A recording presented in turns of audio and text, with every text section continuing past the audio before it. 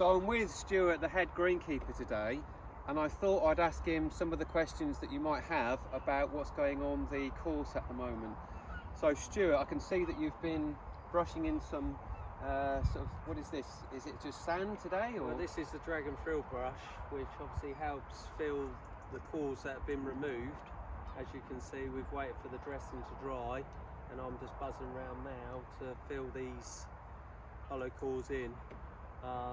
There will be another triple brush that goes out after this. Brilliant. It just gives them another finer brush to brush everything in. Okay, so cool. the dressing goes into the profile. So some of the questions that I do get asked is, why do we do the work at this time of the year? This time of the year, weather conditions are always favourable. It's lovely and dry. The dressing can then dry on the surface. We can then manipulate that into the core holes. Overseeding as well, getting the seed in there, it needs to be dry because it's such a fine seed, the bent seed that we overseed with. So typically if we did this in March, let's say, how long would the recovery be?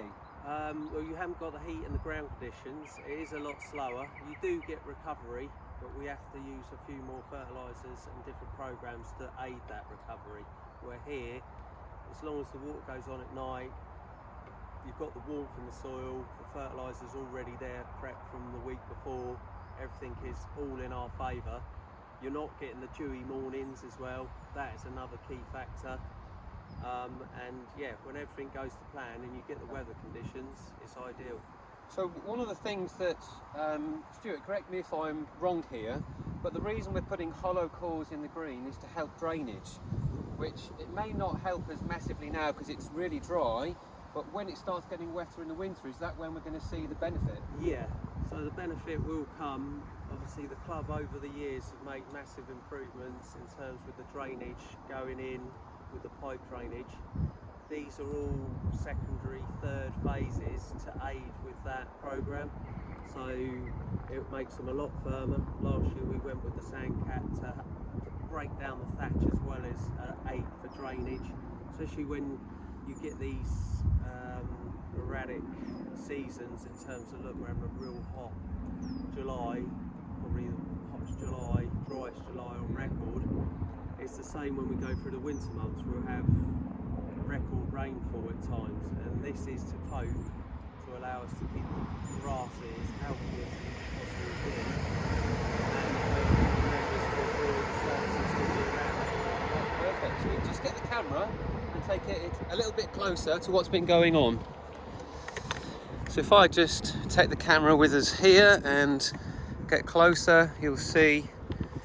As you can see, obviously these holes have been filled with the brush, but all the brush is doing is just manipulating that sand into these holes. I'm just doing an action now that will just help show you just where it just knocks the sand into the holes. Obviously the brush is more aggressive, and that's what really tops them up and fills them out. You will see individual holes that haven't all been completed, but next week we'll have a light dressing and over the overseeding, and then that gives that nice little pod for the germination of the seed. So just one last question. When do we think the greens will be at a point where the holes aren't that noticeable anymore? Well, if you were to go up to the first green we did at the start of the week, the difference in 4 days is phenomenal.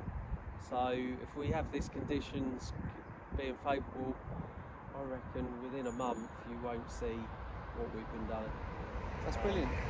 Stuart, thank you for your time. I'm sure the members will appreciate that. Thank you. Cheers, Mark. Thanks very much.